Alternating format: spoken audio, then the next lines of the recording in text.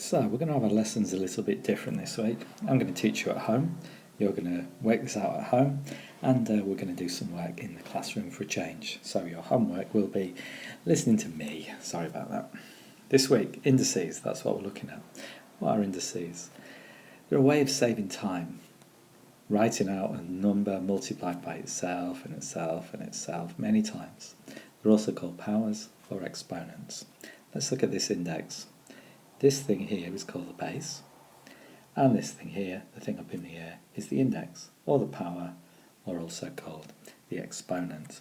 I'd like to give you just a couple of minutes to pause this video, write down all these, and then come back in a minute and check that you've got them all right. Pause now. And while you're pausing, I'm just going to write these down very quickly. Excuse my childish writing, it's not my fault. Here's the pen. 256, 512, 1024. So if we notice they're multiplying by 2 every time as you go down, guess what these are multiplying by? 27, 81, 243. That's right, multiplying by 3. And then we have 4, 16, 64, 256. Notice a couple of these scales that are actually the same. 2 to the power of 8 is the same as 4 to the power of 4. Can you see any others that are the same? Okay, let's move on to the same again. Pause this. Once you've done them, bring it back. See if you've got them all right. So 5, 25, 125. We'd expect you to know these, all of these totals. A lot of them are just square numbers, so you should be okay with square numbers. 9, 81, and these are easy because they just have an extra 0 on the end of each one. And I can't even bother to do the rest. So let's move on with a few of these examples. So find the value of the following square roots. Well, the first one's a square root anyway. The square root of 49. Something times itself is 49. The number is 7. If we think about this, something times itself 3 times will give you 125. The sort of questions we ask you, the answers are only going to be 2 or 3 or 4 or 5. So it won't take you too long to realise, even if the number is not completely obvious at the beginning. Hopefully it won't take you too long. Because this ends in a 5, it can't really be much else except that. Cube root of 125 is 5. The 8th root of 256, that means something times itself 8 times is 256. Number is 2. And then the 5th root of 100,000, if you just look back up to these numbers that we had a second ago, again I don't think it would take you too long to realise that the answer is 10. There's my pen. There we go. Okay, gone with a change of colour. Do you notice that? We're on the blue now. If A is 4, B is negative 2 and C is 3, evaluate, work out, calculate the value of A squared minus CB. So we'll start with that A squared. A is 4, A squared is 4 squared. 4 times 4, 16. Minus, here's what we've got to be careful, CB. C is 3 times B is negative 2. Remember your old BIMDAS? We start with that. 3 times negative 2 is negative 6. 16, take away, negative 6. And remember from when you were younger, 2 negatives together like that make a plus. 16 plus 6 is 22. There's 2 more examples, and really important examples. We've got negative 4 squared when it's in a bracket like that, and negative 4 squared where one is in a bracket and one isn't in a bracket. I'm going to go for the red on this. Negative 4 times negative 4. 2 negatives cancel out. You have 16. Whereas with this one, that negative outside is nothing to do with what's inside. And what's inside is negative 4 times negative 4, which is 16. However, the negative outside makes that one negative 16. Okay, this is not in your notes, so I will move on from this one. Straight to law number 1 in a second once we've done these 2 or 3 examples. Okay, let's take in these index laws. We're going to look at 5 index laws during the course of the week. We're going to start, not surprisingly, with index law number 1. Let's work out where it comes from. Let's multiply these together. We're going to expand 4 squared times 4 cubed. 4 squared is that, times 4 cubed, 4 times 4 times 4. Now if we look at how many times the 4's are here, it is 5. So that's 4 to the power of 5. Look at the start, look at the end. You've got a connection? Not yet, that's okay. Let's look at these. F to the power of 4. Here we go. Can't be bothered to write the times. F to the power of 5. 1, 2, 3, 4, 5. Put it together. F to the power of 1, 2, 3, 4, 5, 6, 7, 8, 9. F to the power of 9.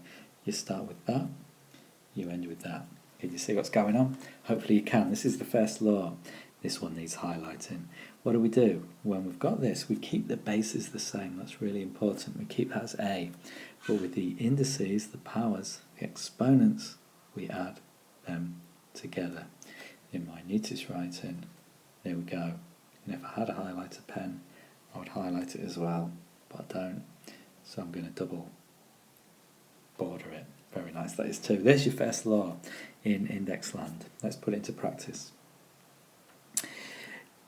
Rookie error for this first one. A lot of people say 5 times 5 is 25, but that's not right because we've got to keep the base the same. So it's just 5. We add the indices, 5 to the power of 8. Let's move on quick. D to the power of 5 plus 7 is 12. There's a 4 in there, just leave it there at the beginning. W to the power of, add them together. 8 times negative 3 is negative 24. P to the power of, now there's just a P there, but that's actually P to the power of 1. Add them together, you've got 9. Just slide this down a little bit. Same again, we've got 3 times 5, which is 15. A's first, A to the power of 3. B to the power of 3 plus 4 is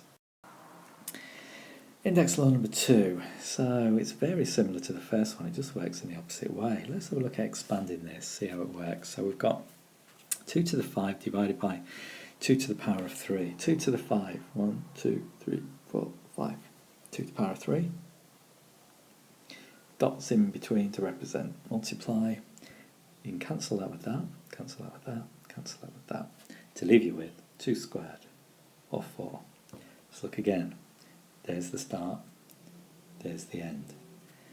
Bases the same. What's happened to the indices? Yeah, you got it? Let's look at this one. H cubed over H squared. Bang, bang, bang, bang. Leaves you with just H. Or H to the power of 1 if you want. H to the power of 1. Is it there? I think we've got it, haven't we? Okay, so we're going to start in the black. We keep the bases the same. They're A. What do we do with the indices? We subtract. There we go. And there's index law number 2. When we're dividing indices, we keep the base the same and we subtract the exponents. Let's put these into practice. Let's try a few questions. Let's go with the y's first. Y to the power of, take them away. Y to the 10. Slightly more difficult. There's a 15 there hanging around just by itself, so we'll leave it there. We'll subtract the p's, p squared. Subtract the q's, q cubed. What have I got downstairs? Nothing. I could write it as 1, but preferably just put it as a big denominator, numerator even, of that. Part C. 25 and 10, the biggest number that goes into both of those is 5. So, we'll divide the top by 5, divide the bottom by 5. The j's, 5 take 3 is 2. And the k's, 7 take 1 is k to the power of 6. Part D, it says divide, but if you want, we can see it as a fraction. 7 d3 e4, and downstairs 14 d e4. Okay, what's going on here? 7's into both of those, numerator and denominator. 1 at the top, which I'm going to leave, and 2 at the bottom. Now we'll look at our d's. 3 take 1 is 2, d squared. That's why I left the 1. Do you understand? We don't really need that 1 on the numerator. Now the e's, this is quite important. E to the 4 divided by e to the 4 cancel out with each other. More about that later, and that will, but suffice to say they can just cancel out with each other at the moment. And there's your answer. Now we'll put it together with 3 more complicated ones. This is just a big multiplication. So let's look at our numbers first. 5 times 6 times negative 2 minus 60. X's, x squared, x cubed, x, add them together, yeah, law number 1, x to the 6. Y's is y squared, y to the power of 4. 2 more complicated ones. This one is involved in both multiplication and division. I like to do all the multiplying first. Get your numerator, get your denominators together. So let's just look at the top and multiply the whole thing. 12 times 2, 24. H to the power of 7. K to the power of 3. Downstairs, 4 times 5, 20. H to the power of 6. K to the power of 4. Big division line. 24 and 20, what goes into both of those? 4, that's right. 6 of them there. 5 4s down there. Look at the h's. 7 takes 6 is 1. We don't need to write h to the power of 1, we'll just write h. Now look at the k's, slightly different here. I've got k to the cubed upstairs, k to the power of 4 downstairs. That just leaves me with a k downstairs. Think about cancelling, and I think it will make sense. And the last one, before we go into index law number 3, if you remember this, when we divide in fractions, we keep the first one the same. I'm going to have to write quite small here because we've got about 3 lines of working. 4d squared f squared. I really do need to get a new pen, girls, my apologies. Change that to a multiply, and we flip numerator and denominator. So we've got 8d squared upstairs and 5d cubed f squared downstairs. Now let's do the same as we did in part B. Let's look at the numerators and multiply all those together. 24 d7 f, and downstairs 20 d5 f4, and squeeze the answer over here. Oh, 24 and 20, rather similar to part B. 6 over 5. Upstairs we have d squared, and downstairs we have f to the power of 3. Just in case you're not sure, that 1 will cancel with one of those, and that's where that one comes from. Okay. Now we'll go straight to index law number 3. So I'm just going to erase this, so I've got a bit of space over here. Lovely. Okay. Index law number 3, same as the other two. We'll talk about where it comes from, and then we'll show you the rule, and then we'll put it into practice. Expand this, y to the power of 4 squared. Well, squared means times itself. Y to the 4 times y to the 4. Law number 1, add the indices, keep the base the same. Y to the power of 8.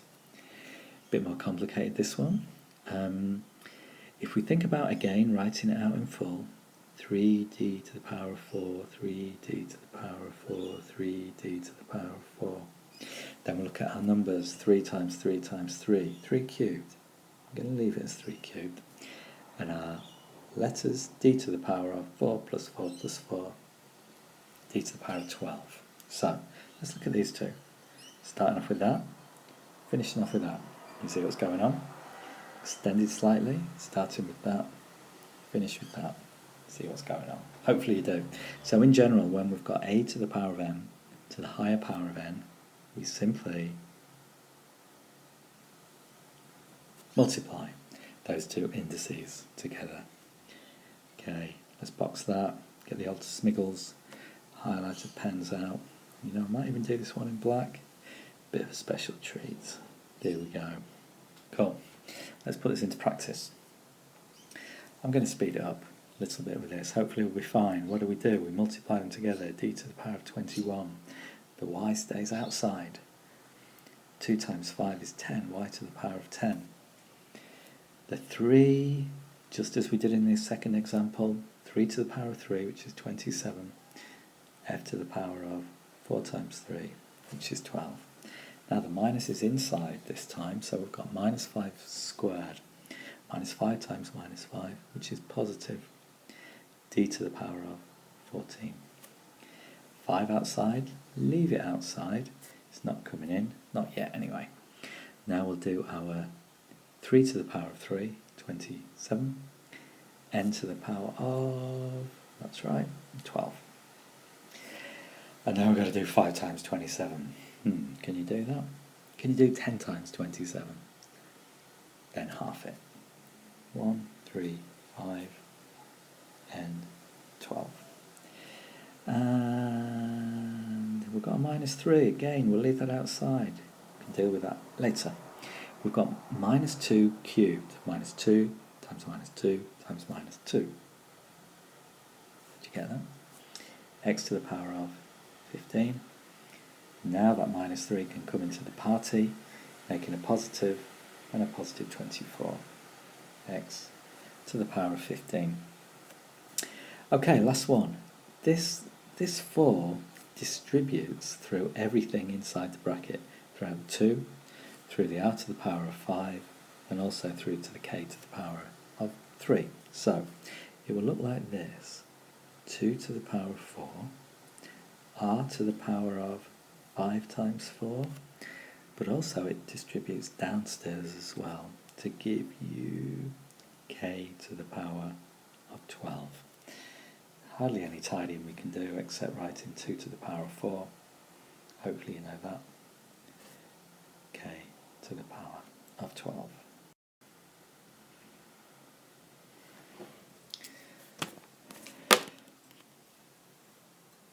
Okay, index laws 4 and 5. Now, we've actually done these two in the previous examples, but we didn't sort of specify what was going on. It's about distribution. This cubed outside distributes throughout everything inside, whether it's multiply, whether it's divide. So this, if we were to write it out in full, w squared y, we got w squared, w squared, w to the 6, y, Delilah, y to the 3. So if we look at that and that, hopefully you can see what's going on. Yeah. So if there's two things inside and multiplications in between, it's a to the power of m times b to the power of m. Even if it's divide as well, it's exactly the same. It's a to the power of m divided by b to the power of m. So it's not a massive law, it's just a slight extension of law number 3, I guess. So I'm just going to box it with red. It's not as important as the other ones. Let's do some examples. Okay. If you're thinking, I know what to do here, why don't you just go along at your own pace, pop back in, see if you've got the same answers in a minute. Okay, black or blue? Black. X to the 18, y to the 15. 6 stays outside. Leave it. X to the power of 12, y to the power of 21. 2's inside, so I've got to do 2 to the power of 4. Did that earlier, didn't we? 16. X to the power of multiply 16, y to the power of multiply 28. Okay, 2 to the power of 4, oh, rather familiar, 16. R to the power of 5 times 4, 20. Hey, I've seen this example, haven't you? And then downstairs we've got k to the power of 3 times 4, which is 12. And our last two examples using this law, these are the more test type questions, a little bit more complicated. We've got 3 to the power of 3, which is 27, x to the power of 6, y to the power of 3. Multiplied by, so we don't need the multiply sign, all these things are multiplied by each other. But let's distribute this second one, 2 squared, which is 4, times x to the power of 6, times y to the power of 4. And then finally we can squeeze all these together. We've got 27 times 4, which is 5408. Our x power, do we times? No, we don't. We add, don't we? Yeah, law number 1, x to the power of 12. And then we have y to the power of 3 plus 4 is 7. And you're done. And the last one, getting really tricky now. Let's look at the cubed first. So 3 cubed, 27. A to the power of, I think that's a 6. 6 3s are 18. B to the power of 3. Downstairs, 4 to the power of 3. 4 times 4 times 4. 64. A to the power of 15. B to the power of 3. Times, let's distribute this. 2 to the power of 4. You should know that by now. A to the power of, we're multiplying, there's 16. B to the power of, multiplying. Downstairs we've got A to the power of 4. B to the power of 12. Okay, this is getting rather difficult now. Now if we look at the tops, we've got 27 times 16. Okay, tricky number, especially if it's not on calculator. However, let me change the colour. I've got 16 there, I've got 64 there. See what we're going to do? Yeah, cool. 116 there. How many 16s there? There's your 4. Now our number's a little bit easier. Okay, so our numbers are 27 upstairs, A to the power of 34, B to the power of 11, worried that I'm running out of space. Downstairs we've got 4, A to the power of 19, B to the power of 15. Let's just squidge this down a little bit, if I can. There we go. Now the divide, there's nothing that goes into 27 and 4, so we leave that there. A to the power of 34 take 19, which is 15. Now the B, 11 of those are going to cancel with 11 of those, which still leaves me with 4, and they're downstairs. And there's your answer.